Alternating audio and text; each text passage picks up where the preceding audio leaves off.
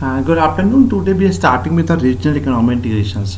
So after this lecture, you will be able to understand what is all about the REIs and what are the layers of the REI and why companies and why countries are going for the regional economic integrations. So firstly, we are starting with the introduction about the REIs. So what do you mean by the REIs? A regional economic integration is an arrangement among the nations that typically includes the reduction or elimination of the trade barriers and the coordinations of monetary and fiscal policies. Regional economic integration aims to reduce the cost for both consumers and producers and to increase trade between the countries involved in the agreement. Means when we are two or more than two countries form one group, this promotion of the international trade, there's free movement of labor and capital from one country to the other countries for reduction of tariff barriers, for elimination of the trade barriers, that is called REIs. So REIs plays a very key roles for those countries who just want to promote some international trade among all the nations who just want to become the part of the REIs. So firstly, what are the learning objectives of this lecture? And the review types of the economic integrations among the countries, and to examine the cost and benefit of the integrative arrangement, and to suggest a corporate response to advance the economic integrations. Okay. Now we are moving towards the what are the layers of the different regional economic integrations. So basically we are having the five layers of the REIs, starting with the PTAs, that is called preferential trade agreement. Second is the free trade area. Third is the free trade area or free trade agreement also. Third is the custom union. Fourth is the common market, and fifth is the economic union. So we are starting with the one by one. Firstly, we are starting with the preferential trade agreement, that is called PTAs.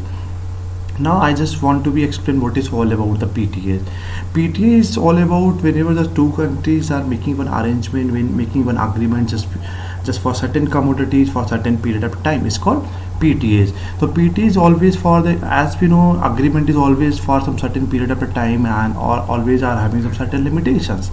So PTA is basically for the short term periods, and it's always for the temporary basis.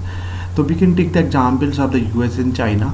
So what they have done it's a very one of the emerging issues in international trade. What they have done in 2019, they have made one agreement, that agreement over the PTAs. And what we done in a PTAs, suppose that India and US, they are just want to make one agreement. What they have to do means if India and US are ready to give some certain relaxations, certain duties, certain taxes on certain goods. Suppose that India is saying, I will, whenever you are exporting your goods from US to India, yeah, else in other words we can say, whenever we are importing any goods from the US, then what we'll do, we'll take the less taxes and duties, and in the same manner you have to follow the same policy. Means just like a reciprocity or reciprocal policies, a reciprocal agreement we have to do. So this is all about the preferential trade agreement. If we have heard, if I remember in the last week, Honorable Minister Piyush Goyal has been talking about the PTAs. He just wanted to make some arrangement with the India and US.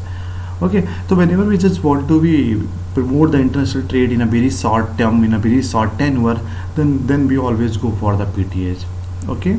Second is the free trade area or free trade agreement. Free trade area or free trade agreement is all about the agreement when we formed, when the few of the countries came forward, they made it one group.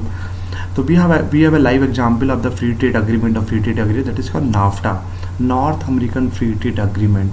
So there are three countries in the NAFTA: US, Mexico, and Canada. What they have done, they have made one agreement just because of the promotion of the international trade among all these three nations. And what we do in a FTA, suppose that whatever the trade policy they are making among all these nations who are the member of the FTAs, they can follow those policies.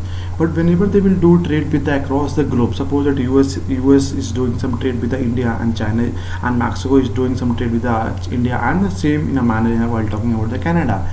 So they can follow their own policies, and means nobody can push to US or Canada, you have to follow the same policy.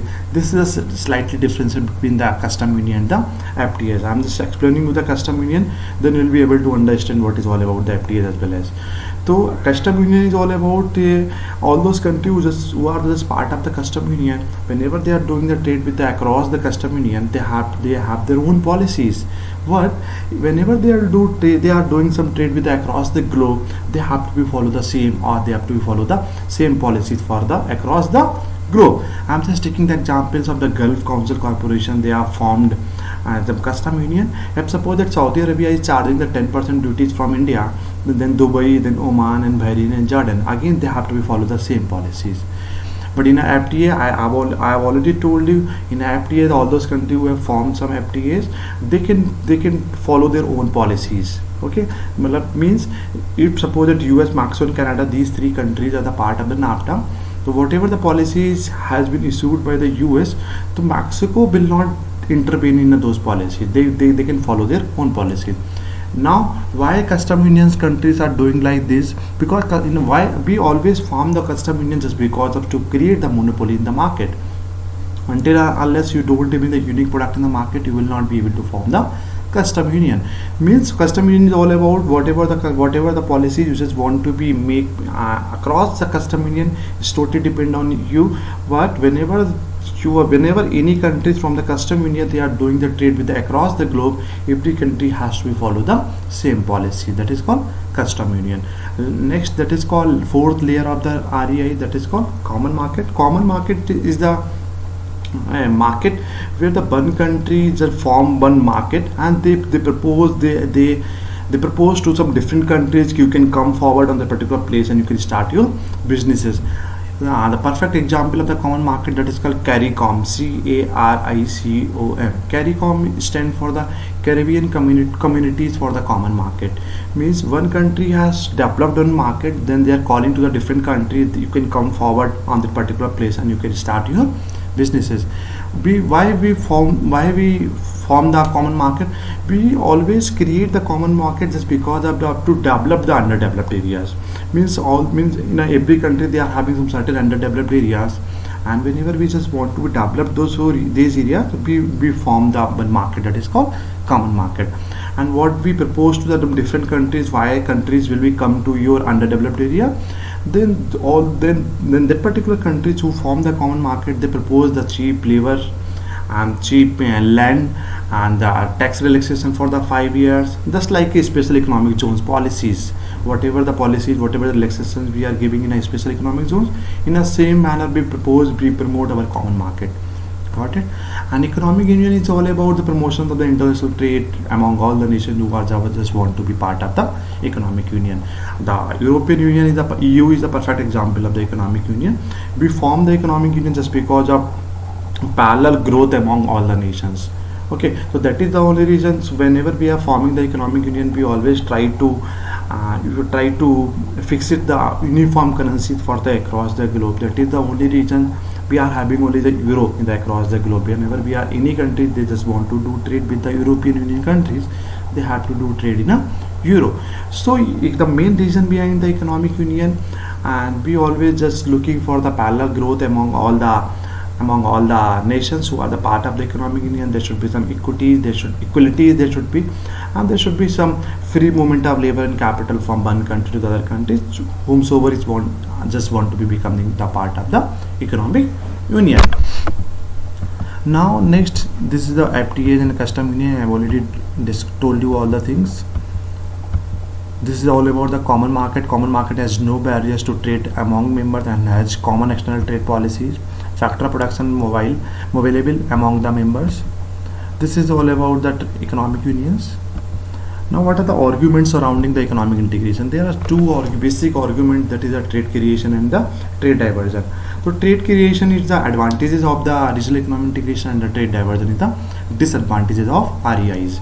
So as we know, if any countries, if all those countries who are just becoming the part of the REIs, so it's very simple to understand. There will be a creation of trade. Suppose that US, Mexico and Canada, they have formed one REI, that is called NAFTA.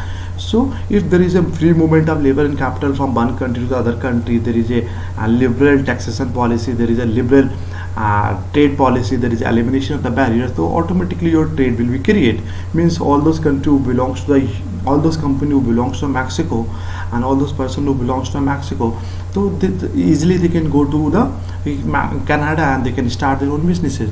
So there will be a trade creation in the US, because why they are moving from Mexico to US. So it might be possible just because of taking the competitive advantages, or just because of taking the competitive cost advantages, they are moving from one country to the other countries.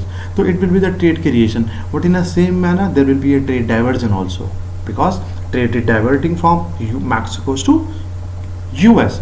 If suppose that if they hadn't formed any the regional economic integration, they had to be done some trade, they have to be do some production facilities in Mexico as well as. So what are the benefits of the Mexico? They'll get some taxes, they'll get some employment opportunities in Mexico.